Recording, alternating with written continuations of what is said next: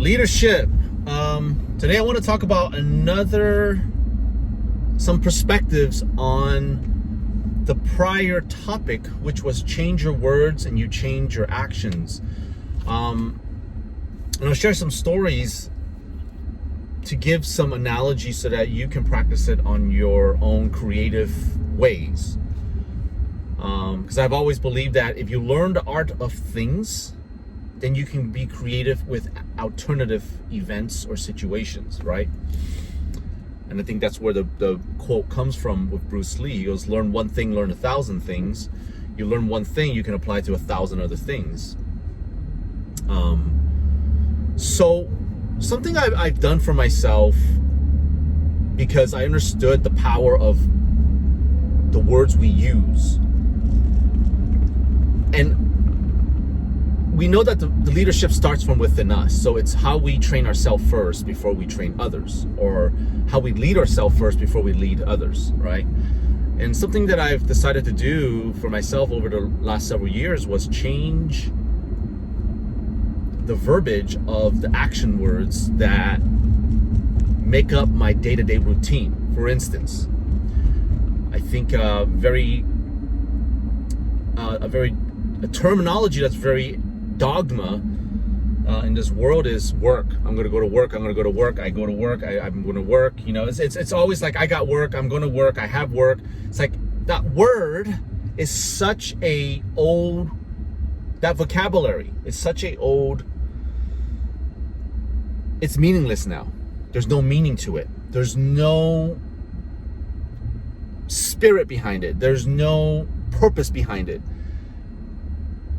Therefore, we don't feel joy going to work. Why? Because we've seen the world, and the world says they go to work and they hate work. Everybody hates their own jobs. Everybody hates work. And through other events that we have encountered, the word work is not a very pleasant word. And if we analyze it, if we boil down the fundamental truth of that word, it's almost like an ox pulling, hay. It's like it's like a chore. There's no taste to it. There's no class to the word. There's no purpose, Therefore, we react from the subconscious brain, and we feel these emotions towards work like it's a mundane thing now. So something I decided to say to myself many years ago, I think this is maybe when I first started learning, I forgot about what, but it was some other topics. I said, I'm going to change my word from I'm going to go to work, from I'm going to go build. Because therefore, that was the moment I decided to myself, I'm no longer going to work. I'm going to build. Now, let's take that word and say, I'm going to go build today. So when, my friends call me and say, what are you doing today? I say, I'm going to go build today. And people are like, oh, doesn't matter the reaction. I don't care. I say it to myself because I'm leading myself to start thinking of building.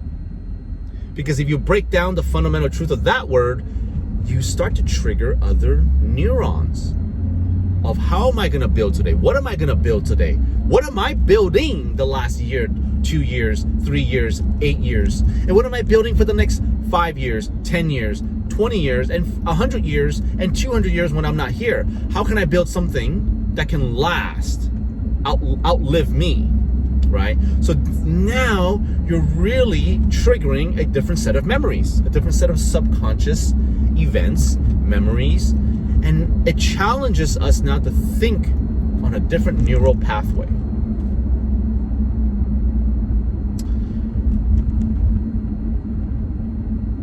And coming to work every day, I started to feel, wow, there's some discomfort because it's discomforting because we're not used to it. It's discomforting because we don't practice that word or that practice. or it's discomforting because when it's a new thing. But at some point along the ways, I got addicted to it. And addicted meaning it switched my neural pathways, switched my innate behavior and my innate subconscious brain to not want to work anymore, to now delegating, which I was never good at, which I never learned, which no one ever taught me, but I had to learn through books and understanding myself and meditation and audiobooks and things of that nature, and YouTubing a lot of videos on different topics, and understanding the art of franchising, the art of systems, and questioning the goals that we have for the company. Then it challenges us to create these syntaxes and emphasize on syntaxes and titlings in the company, because those I found an important part of building. And the systems that we're building, I'm operating, my brain is now operating on a different set of subconscious rules, because I was so conscious about that practice. And now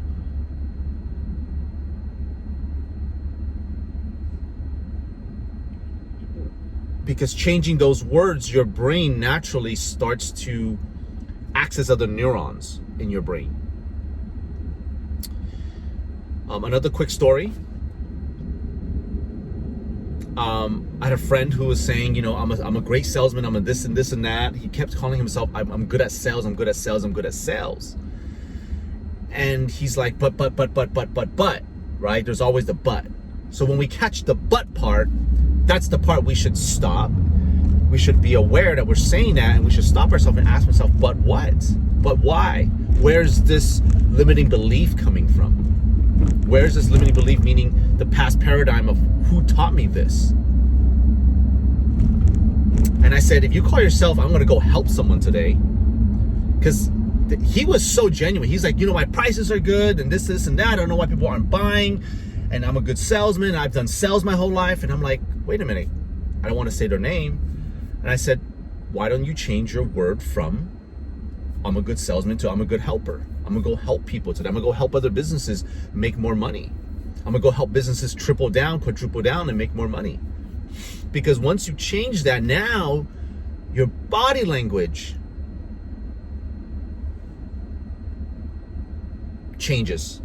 Because the body language is not what we control. We don't control the body language. The body language is controlled by the limbic system.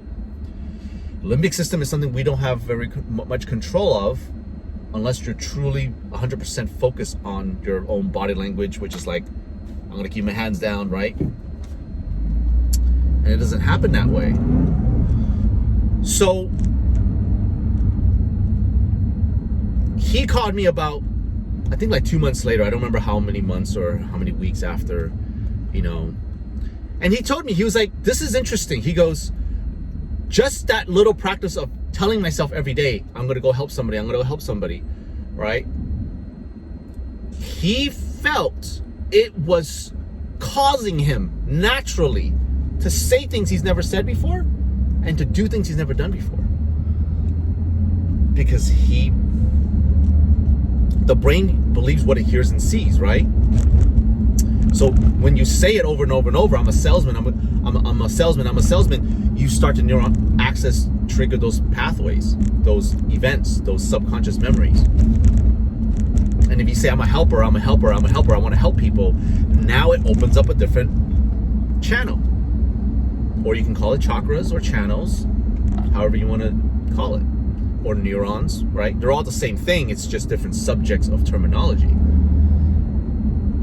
So I hope this second video on changing your vocabulary, changing your vocabulary will change your approach, is very effective. But we have to want it and have to want to execute it. And it won't come quick. Remember, everything we do doesn't come quick. And I think if we want something quick, we'll never have the success we want. We'll never have the result we want. So don't strive for fast result. Strive for the art and the consistent practice of that art, you know, mental art, you can call it. Not martial arts, because it's not physical, it's more mental, spiritual, you know, neural art, neuroscience art, however you want to call it. I mean, we can make a new word right now, right? That's the beautiful thing about life, is you can create anything. So yep, I hope this video shares some perspective with you. You know, call me, pull me aside, have a talk with me. Whatever resonated with you, however you feel, change your life, however you feel, you notice, whatever, you know, Q&A. That's what we do here, you know, Q&A until we get something out of it, right? That's it. Have a great day. Bye.